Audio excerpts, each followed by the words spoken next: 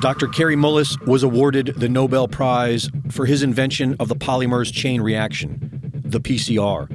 The PCR is a method of analysis and wasn't designed to test for a virus. Mullis explains why. And with PCR, if you do it well, you can find almost anything in anybody. It starts making you believe in the sort of Buddhist notion that everything is contained in everything else, right? I mean, because if you can amplify one single molecule up to something that you can really measure, which PCR can do, then there's just very few molecules that you don't have at least one single one of them in your body, okay? So that could be thought of as a misuse of it, just to claim that it's meaningful. The PCR test can potentially find anything you are looking for, depending on how high you turn it up.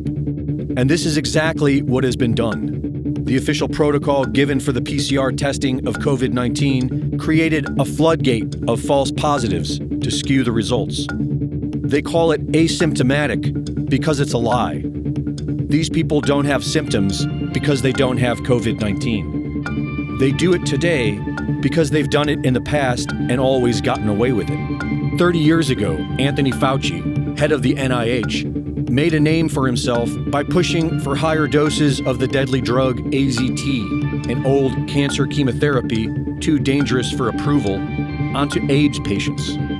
Kary Mullis was hired to measure HIV in people's blood samples with his PCR. He was working under the premise that HIV was the probable cause of AIDS.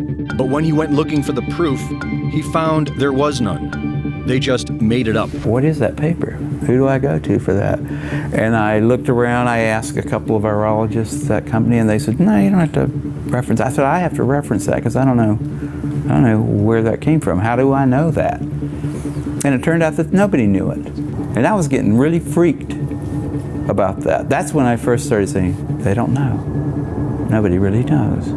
This whole thing is a big sham. Mullis pointed out how the CDC was losing money and how the HIV/AIDS connection brought their profits back in the black, and how the men at the highest levels were all in on it.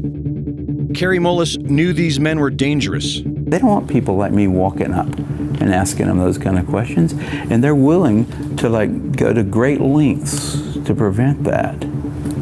They're out on a limb. I wouldn't want to be there with them. But he was still outspoken. When ABC's Nightline approached him about doing a documentary on his work, Mullis convinced them to cover the HIV debate after nearly a decade of ignoring it. In a 1994 interview with Celia Farber for Spin magazine, Kary Mullis expressed how he really wanted to expose Anthony Fauci and Robert Gallo.